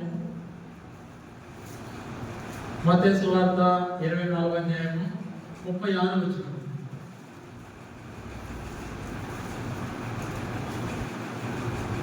అయితే ఆ దినములు వచ్చి ఆ గడియలకు వచ్చి తండ్రి మాత్రమే ఎరుగు కానీ ఏ మనుషుడైనను పరలోక మందులు దూతలైనను కుమారుడైనను ఎరుగరు. కాబట్టి తండ్రి మాత్రమే ఎరుగునంట ఆ సమయము, ఆ దినము, ఆ గడియ. కాబట్టి నేను మన జీవితంలో ప్రార్థన, మరి ఇంతగా రక్షింపబడ్డా నీవు వేరే వాడు రక్షింపబడాలని నువ్వు సువార్త చేస్తున్నావా? సంఘంగా సువార్త వేరు, కుటుంబంగా సువార్త వేరు, వ్యక్తిగతంగా సువార్త వేరు. అయితే మన జీవన మనుగడలో మనం అనేక పనులు చేసుకుంటూ ఉంటాం. అయితే నువ్వు పనిచేసే స్థలంలో నీ తోటి వారికి, ప్రభువుని ఎరగని వారికి దేవుని మాట చెప్తున్నావా? దేవుని ప్రేమ గురించి ఒక 2-3 మాటలు చెప్తున్నావా? మనల్ని మనం పరీక్షిస్తున్నాము. ఎందుకంటే సువార్త మన సహవాసంలో ఉందండి, ఇది ఎక్కడ లేదు. అనేక మందిరాలు సువార్త అంటే భయపడతారు, వేరే విమర్శించడం కాదు, కానీ భక్తి సింగ్ గారికి దేవుడు బయలుపరిచినటువంటి యొక్క వాటిలో భాగంగా సువార్త ఎంతో మంచి వార్త. వాళ్ళు విన్నా వినకపోయినా 2-3 మాటలైనా పంచుకో, వాళ్ళ గురించి ప్రార్థన చేయి, దేవుడు కార్యం చేస్తాడు. అందుకే మేము ప్రతి బుధవారం కూడా సువార్త ఖమ్మం మొత్తం కూడా ఇప్పుడు 3 సార్లు రౌండ్ వేసాము. ఖమ్మం మొత్తం కూడా దాదాపు 60 డివిజన్లు ఉంటాయి. 60 డివిజన్లు మెట్రోపాలిటన్ సిటీ కాబట్టి చాలా గృహాలు వర్షం రాని పిడుగులు పడి ఎంత ఎండలైనా కానీ సత్యవేదాంతుల గారు సువార్త మాకు ప్రతి బుధవారం 6 గంటల నుంచి 8 గంటల వరకు సువార్త ఉంటుంది. మాకు మధ్యాహ్నం బస్సు ఉంటుంది. ఇక పండ్లు కాఫీ ఎవరైనా వీళ్ళు పడి వాళ్ళు అడ్రస్ చెప్తారు. వెళ్ళి డ్యూటీస్ ఉంటాయి కదా, మార్నింగ్ డ్యూటీస్ ఉంటే ఉదయకాలం పనులకు వెళ్ళేవాళ్ళు. వాళ్ళు 1-2 గంటలు వాళ్ళ సమయాన్ని బట్టి వాళ్ళు కేటాయించి వెళ్ళిపోతారు డ్యూటీకి. ఎప్పుడు కూడా సువార్త ఆగదండి, సువార్త ఆగదు. అందుకే మరి అంతగా ఆత్మ లక్ష్యం వాళ్ళు ఫోన్ చేస్తూ ఉంటారు. మన బాధ భూమి కూడా సాక్ష్యం అంట. అయ్యో నేను ఇంతగా చెప్తుంటే వాళ్ళు వినట్లేదు బ్రదర్, వాళ్ళు నన్ను కొడుతున్నారు, తిడుతున్నారు, ఏంటంటే మనం సాక్ష్యం, అది సాక్ష్యం కాదు. ఏంటంటే మన పాదధూళి కూడా సాక్ష్యం అంట. అప్పుడు చెప్తారంట వాళ్ళు, వేరొక గ్రంథము జీవ గ్రంథం విప్పబడినప్పుడు వారి పేర్ల ప్రకారము ఉంటే వాళ్ళు చెప్తారంట, అయ్యో నాకు ఎవరు చెప్పలేదు ప్రభా అంటే ఈ గోడ కంటే పెద్ద తేడా చూపిస్తారంట దేవుడు. అగో పలానా సందర్భంలో పలానా మోరేపు సంఘం మన దినాన సంఘంగా వచ్చినారు, ఒక సహోదరుడు వచ్చినాడు, నువ్వు ఆ టైంలో ఈ పని చేస్తున్నావు, నీకు నేను నా మాట చెప్పినాడు, నేను వినలేదు, ఇది సాక్ష్యం అని దేవుడు బయలుపరుస్తాడంట. అప్పుడు ఒప్పుకుంటారంట, వాడు అబద్ధం ఆడతారంట. అయ్యో నాకు చెప్పలేదు ప్రభా, చెప్పి ఉంటే ఇంత జీవాంతి గల దేవుడిని, ఇంత జీవగల దేవుడిని నమ్ముకునేవాడిని ఈ ఉగ్రత నుంచి తప్పింపబడేవాడిని వాళ్ళు అంటారంట. అయితే దేవుడు సాక్షిగా చూపిస్తాడంట, మన పాదధూళి కూడా సాక్ష్యం అంట ఒక దినాన్ని. అందుకే సువార్త, మన సహోదర సువార్త అనేది ఎంతో గొప్పదైనటువంటి భాగ్యం. కాబట్టి అనేక ఆత్మలు, ఇప్పుడు సమయం కొద్దిగా ఉంది, రక్షింపబడ్డ నీవు నేను కూడా ఇప్పటి వరకు మరి సువార్త చేస్తే ఎంతో మరి దేవుడికి కృతజ్ఞతలు చెల్లిస్తున్నాను. ఇక ముందు ఎవరైనా చెప్పిపోతే నా ప్రియ సహోదర సహోదరి కొన్ని మాటలు, 2-3 మాటలైనా దేవుని నామం చెప్తే, అందుకే నమ్మి బాప్తిసం పొందేవాడు రక్షింపబడతాడు, నమ్మని వారికి శిక్ష. కాబట్టి అందరూ అంతటా రక్షింపబడాలని దేవుడు మనల్ని ప్రేమించి మనం రక్షించుకున్నాడు. ఇప్పుడు సమయం కొద్దిగా ఉంది. అనేక ప్రచార మాధ్యమాల ద్వారా టీవీ, మరి సెల్ ఫోన్, యూట్యూబ్ కూడా అనేక ప్రచార మాధ్యమాలు వస్తున్నాయి. ప్రపంచంలో దాదాపు సువార్త సంపూర్ణంగా చేయబడతా ఉందన్నమాట. కాబట్టి ఆత్మసిద్ధమే కానీ శరీరం బలహీనం. అనేక సంఘాలు బలహీనంగా ఉన్నాయి. నేను చెప్పేది ఏంటంటే సువార్త చేస్తే మరి మనం దేవుడికి లేక అప్పచెప్పే వాళ్ళగా ఉంటాం. సువార్త ద్వారా అనేక ఆత్మలు రక్షింపబడతాయి, సంఘము అభివృద్ధి చెందింది అనమాట. ఈ ఒక ఉపమానం చెప్తాను. ట్రైన్లో నిజంగా జరిగిందన్న. ట్రైన్లో ఒక దైవజనుడు వెళ్తా ఉన్నాడు. ముందు ఒక చాలా సంపన్నురాలు కుమారుడిని పక్కన పెట్టుకొని వెళ్తా ఉంటే ప్రయాణం చేస్తూ ఉంటుంటే దేవుడు ఆత్మ చెప్తుందంట ఆ దైవజనుడికి, నా మాట చెప్పు, సువార్త చెప్పు ఇక్కడ ఉన్న వారికనంటే లేచినాడంట. బైబిల్ పట్టుకుని లేస్తే చూస్తే అందరూ అన్ని జనంగా ఉన్నారని వద్దు ప్రభు కూర్చుంటే దేవుడు ఆత్మ చెప్తున్నాడు, నేను నీకు చెప్తుంటే నువ్వు నా మాట చెప్పువా అంటే దేవుడి మాటలు కూడా దైవజనుడు లేచి సువార్త అనే మాట చెప్తే ఆ స్త్రీ పక్కన కుమారుడు ఉన్నాడు. ఆ స్త్రీ లేచి తిట్టిందంట, బాగా దుర్భాషలు కూతురు తిట్టి, నీకు ఇంకేం పని లేదా కూర్చోడంటే ఆ దైవజనుడు ఏ మాట మాట్లాడకుండా సైలెంట్గా కూర్చున్నాడు. మళ్ళీ కొంత సమయం తర్వాత దేవుడు ఆత్మ ప్రేరేపిస్తా ఉందంట, లేచి నిలబడి నా మాట చెప్పు, నా ప్రేమను వెల్లడపరచు అని దేవుడు ఆత్మ గద్దిస్తా ఉందంట. నేను చేసేది ఏం లేక దైవజనుడు విధేయత చూపి లేచి ఆయన చెప్పాల్సింది మొత్తం చెప్పి దేవుడి ప్రేమ మొత్తం చెప్పేసి చెప్తా ఉంటుంటే ఆ స్త్రీ వచ్చి, మేమెంతో సంపన్నులం, చెప్పినా నువ్వు వినవా అనేసి రెండు చెప్పలు వాయించి కొడతా ఉంటే ఆ సందర్భంలో పక్కనున్న తన కుమారుడు, ఆ స్త్రీ కుమారుడు ఎంతో సంపన్నులు అనమాట. ఆ కుమారుడు అంటుండంట, అమ్మ ఆ దైవజనుడిని ఏమనొద్దు, ఆయన జీవం కలిగిన మాటలు చెప్తున్నాడమ్మా, యేసుక్రీస్తే నిజమైన దేవుడు అమ్మా, ఈయన్ని మనం నమ్ముతున్నామమ్మా, ఆయన జీవాధిపతి అమ్మా అని ఆ కుమారుడు మాట్లాడుతున్నాడు. మాట్లాడితే ఎప్పుడైతే ఆ కుమారుడు మాట్లాడిండో ఆమె సాష్టాంగపడి ఆ దైవజనుడికి కాళ్ళు మొక్కి ఏడుస్తూ ఉందంట. అక్కడ ట్రైన్ మొగ్గులు అందరూ చూస్తున్నారంట, ఈ జరిగే సందర్భం మొత్తం చూస్తున్నారంట. కుమారుడు మాట్లాడిన తర్వాత ఆ స్త్రీ ఎందుకంటే ఏడ్చింది చెప్పండి?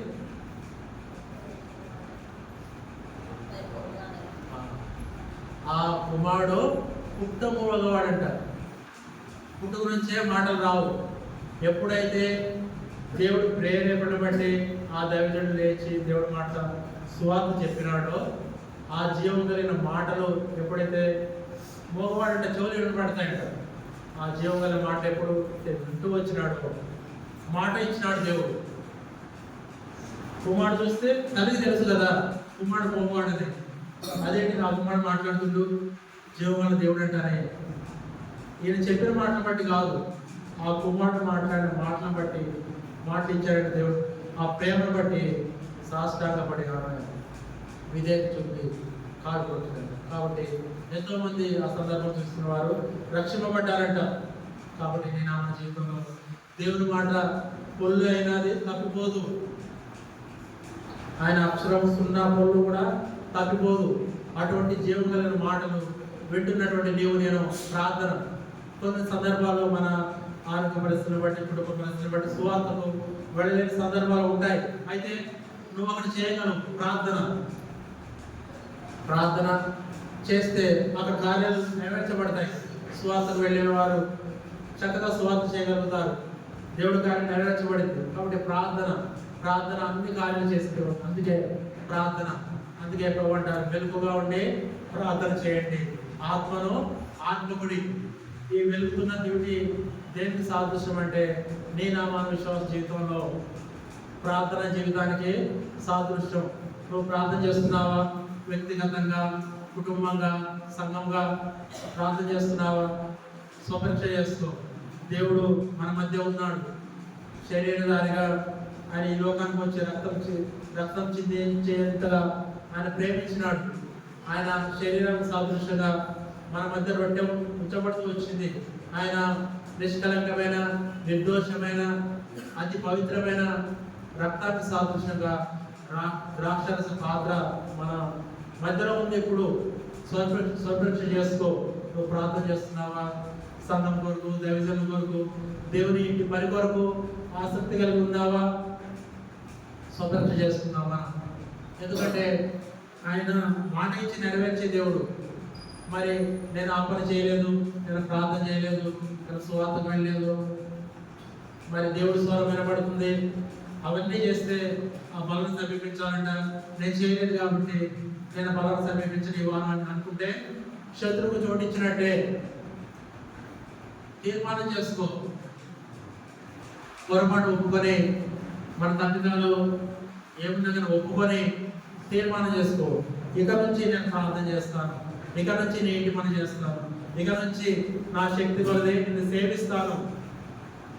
అందుకే ఆ తీర్మానం చేసుకొని మనం ఆ బలం సమీపించినట్లయితే నేను మన జీవితంలో ఎంతో శక్తివంతులుగా మనం తీర్చబడతాం. ఇది మొదలుకొని మనల్ని దేవుడు ఆశీర్వదిస్తాడు. అందుకే భక్తుడు అంటాడు, నీ ఇంటిని గురించిన ఆసక్తి నన్ను భక్షిస్తుందంట. అందరూ ఇప్పుడు తమ సొంత పనులనే చూసుకొచ్చున్నారు. దేవుని ఇంటి పని ఏమాత్రం చేయలేని వారిగా అనేక మంది ఉంటూ వస్తున్నారు. మేము పోయిన ఎండాకాలంలో మే నెలలో ఎంతో బాగా గంభీరమైన అసలు ఎండాకాలం, ఒకటి కాదు రెండు కాదు 80 గ్రామాలు సువార్త చేస్తూ వచ్చాం. దాదాపు 15 రోజులు మే నెల. మరి కాబట్టి నేను మన జీవితంలో సంఘంగా, కుటుంబంగా, వ్యక్తిగతంగా మనం సువార్త చేయాలి. మనం ప్రార్థన చేయాలి, దేవుని సేవించాలి. నేను దేవుడి ఇంట్లో ఖమ్మంలో అనుకునేవాడిని, దేవుడి ఇంట్లో ఊడుస్తాను, భూజం దులుపుతాను, ఎంత అయినా చేస్తాను పని, ఆయన సేవించినట్టే అని అనుకునేవాడిని. ఒక సందర్భంలో దేవుడు నాతో మాట్లాడితే వాక్య పరిచయకు వచ్చారు. అయితే మరి వాక్య పరిచయం చేయడమే దేవుడి సేవ కాదండి, ఇంకా మాకు 2 తీర్పులు ఉంటాయి. దేవుడి వాక్యము 2 అంచుల ఖడ్గం. అది మొదటగా బోధించే వారినే ఖండించింది. బోధించే నేను కరెక్ట్గా లేకపోతే ఆ తీర్పు సమయంలో నేను ఖండించబడతాను. కాబట్టి నేను మన జీవితంలో మరి ఏ పని చేసినా సేవే, దేవుడి ఇంట్లో సేవించినట్లే. దేవుడి ఇంట్లో ఊడ్చిన, చేపలు వేసిన, భోజనం దులిపిన, మరి ఏ పని చేసినా దేవుని సేవే. ఆసక్తి కలిగి మనం సేవించాలని దేవుడు కోరుతా ఉన్నారు.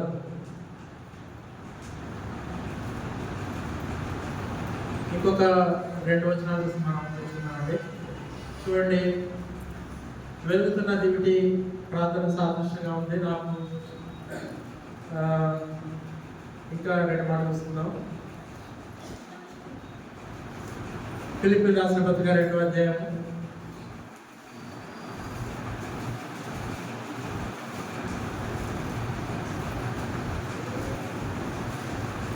2:21. అందరూ తమ సొంత కార్యములనే చూసుకుంటున్నారు కానీ యేసుక్రీస్తు కార్యములను చూడరు. కాబట్టి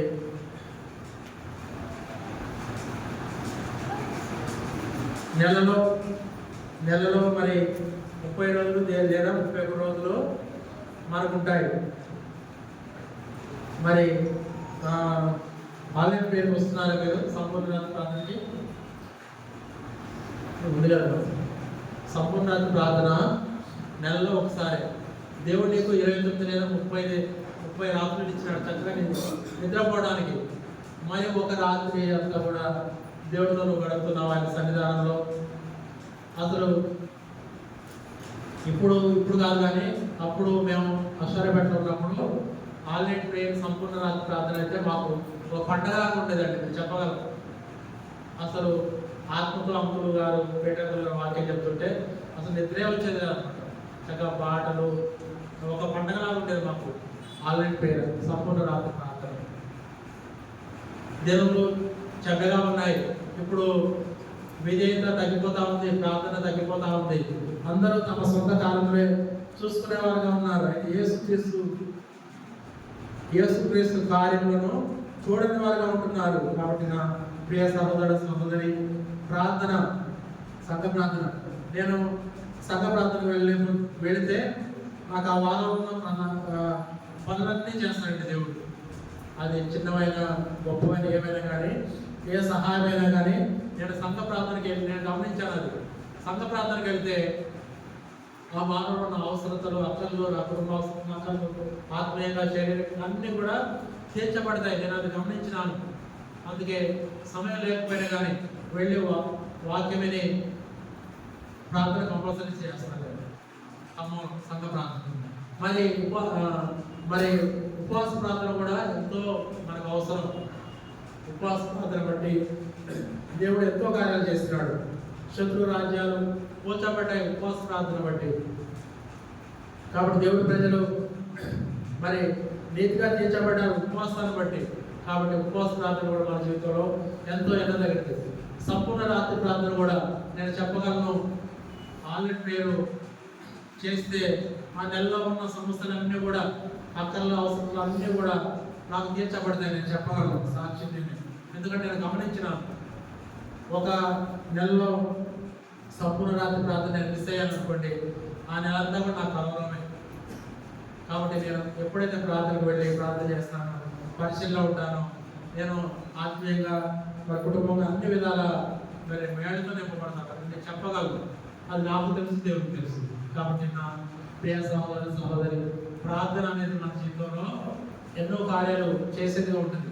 ప్రార్థన ఎప్పుడు కూడా మన నిర్లక్ష్యం పెట్టదండి. ఇంటి దగ్గర కుటుంబంగా, సంఘంగా మరి మనం ప్రార్థన చేసే వారంగా ఉండాలి. అందుకనే వాళ్ళు పేతులు సంఖ్యలతో పద్యం పడ్డప్పుడు, చెరసాల సంఘటనలు ఉన్నప్పుడు సంఘం అయితే అత్యాసక్తిగా ప్రార్థన చేస్తూనే ఉందంట. చేసిన తర్వాత జరగలేదండి, చేయకూడదు జరగలేదు. ఆ సంఖ్యలు ఎప్పుడు విడిపింపబడుతూ వచ్చాయో అంటే ప్రార్థన చేస్తూ ఉండగానే, చేస్తున్నప్పుడే ఇక్కడ సంఘం ప్రార్థన చేస్తూ ఉంది. అత్యాసక్తిగా అక్కడ దేవుడి కార్యం జరిగింది అనమాట.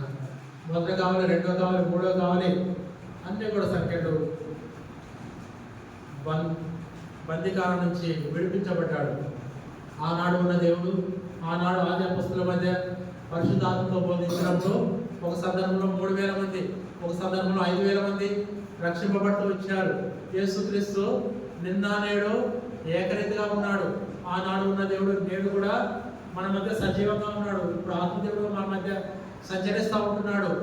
అయితే ఆది అపొస్తలుల మధ్య సూచక్రియలు, అద్భుత ఆశ్చర్య కార్యాలు చేసినటువంటి దేవుడు మన మధ్య ఎందుకు చేయడు? ఆయన సజీవమైన దేవుడు. అయితే మన మధ్య ఆ కార్యం జరగట్లేదంటే అది మన లోపమే. మనం ఆసక్తిగా ప్రార్థన చేయట్లేదు, అత్యాసక్తిగా ప్రార్థన చేయట్లేదు, మెలకుగా ప్రార్థన చేయట్లేదు. అది వ్యక్తిగతంగా కావచ్చు, కుటుంబంగా కావచ్చు, సంఘంగా కావచ్చు.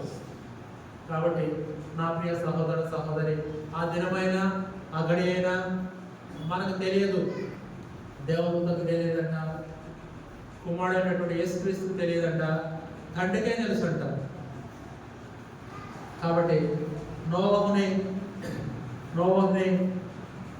నోవహుతో పాటు తన కుటుంబం ఆ ఓడలో చేర్చబడిన తర్వాత 2 డేస్ అన్ని చేర్చబడిన తర్వాత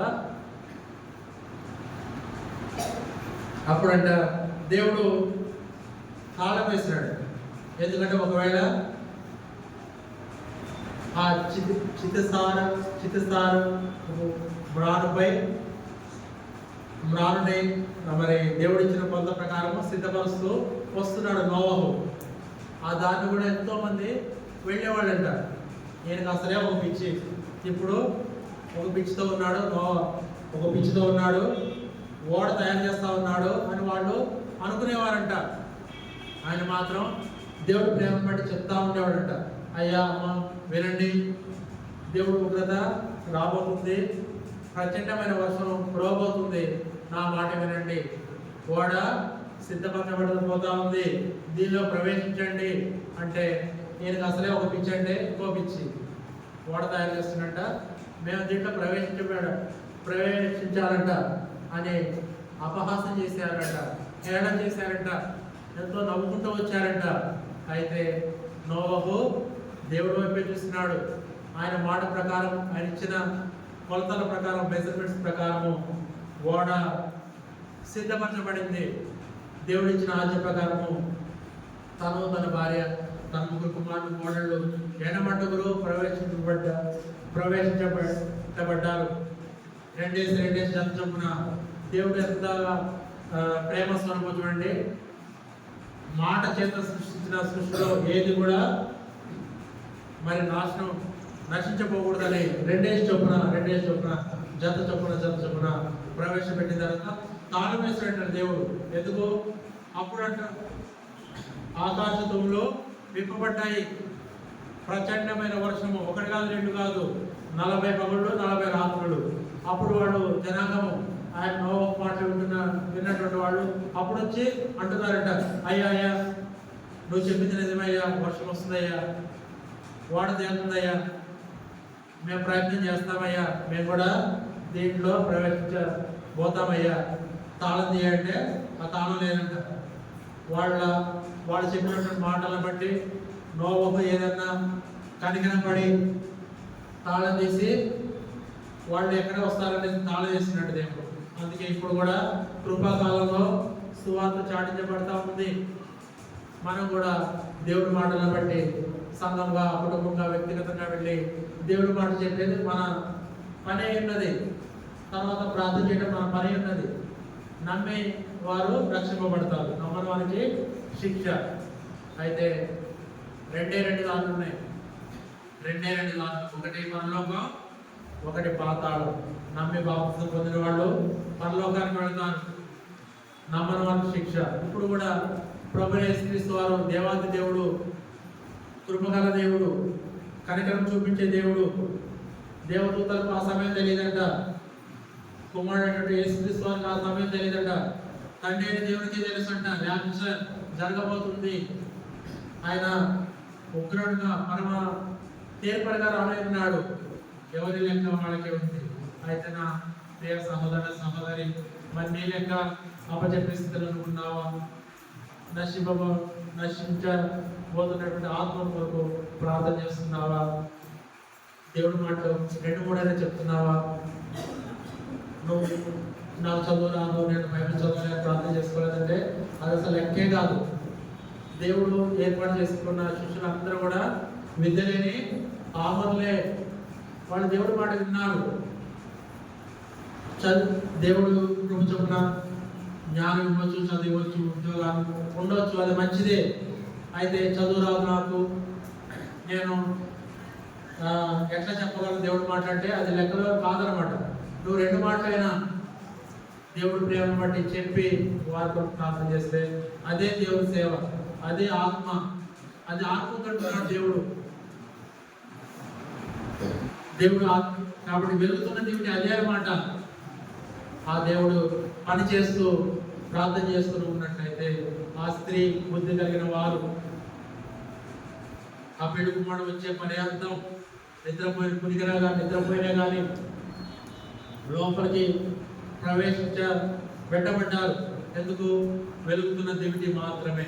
నీ వెలుగుతున్న దేవుడి నీ వ్యక్తిగత ప్రార్థనకు సాదృశ్యం, దేవుడి పనికి సాదృశ్యం. దేవుని ఇంటిలో ఆసక్తి కలిగి ప్రార్థన చేస్తున్నావా? పని చేస్తున్నావా? ఆయన సేవిస్తున్నావా? ఒకసారి మనం పరీక్షించుకున్నాం. యోగ విధానంలో ఇప్పుడు మనం స్వపరీక్ష చేసుకునే వారంగా ఉన్నాము. మన సాత్విక సంఘ వాగ్దానం ఒకటి చదివించి నేను ముగిస్తాను. యోవేలు గ్రంథం 2:25. యోవేలు 2:25.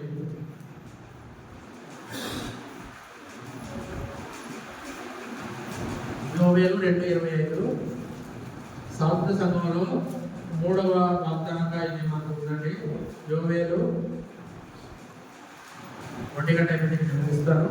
యోవేలు 2:25 ఏంటంటే ఇక్కడ సందర్భం, విడుదల తినివేసిన సంవత్సరంలో పంటను మీకు మరలా ఇస్తానంటున్నాడు దేవుడు.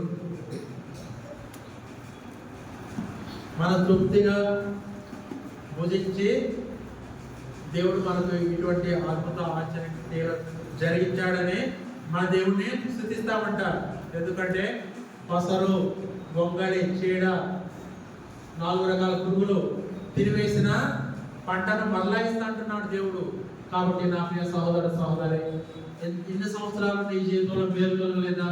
ఇన్ని సంవత్సరాలు నువ్వు ఇంతగా సేవించిన ఒక ఆశ్చర్య అద్భుత కార్యం నువ్వు చూసి ఉండలేదా?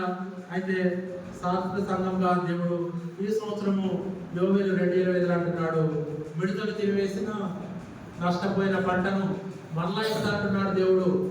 మరలా ఇస్తా అంటున్నాడు దేవుడు. అక్కడ విశ్వాసంతో నమ్మి ఈ వాగ్దానాన్ని చేపట్టినట్లయితే, నువ్వు ప్రార్థన చేసినట్లయితే, దేవుడి పని ఆసక్తి కలిగి మనం చేసినట్లయితే మిడతలు తినివేసిన 1 సంవత్సరం కాదంటండి, సంవత్సరంలో పంటను, ప్లూరల్ అంటే సంవత్సరంలో అనేక సంవత్సరాలు నీ జీవితంలో, నా జీవితంలో, మన జీవితంలో నష్టపోయి ఉండొచ్చు ఆత్మీయంగా, భౌతికంగా. అయితే అది మనకు తెలుసు, దేవుడికి తెలుసు. ఆ సంవత్సరంలో పంటను మరలా ఇస్తా అంటున్నాడు దేవుడు, తృప్తిగా ఇస్తా అంటున్నాడు.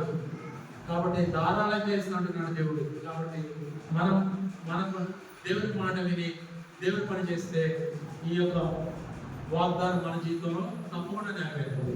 కాబట్టి నేను మన జీవితంలో వెలుగుతున్న దేవుడి కలిగిన వారమై, ఆయన రాకడ పర్యంతము తీర్పులో నిలిచిన వారమై ఆయనలో ప్రవేశించబెట్టి విడాలంటే ప్రార్థన జీవితం, సువార్త జీవితం, దేవుడి ఇంటికి వచ్చిన ఆసక్తి ఎప్పటికీ మనం కలిగి ఉండాలని దేవుడు కోరుతా ఉంటారు. కాబట్టి దేవుడి కొద్ది మాట దీవించుగాక.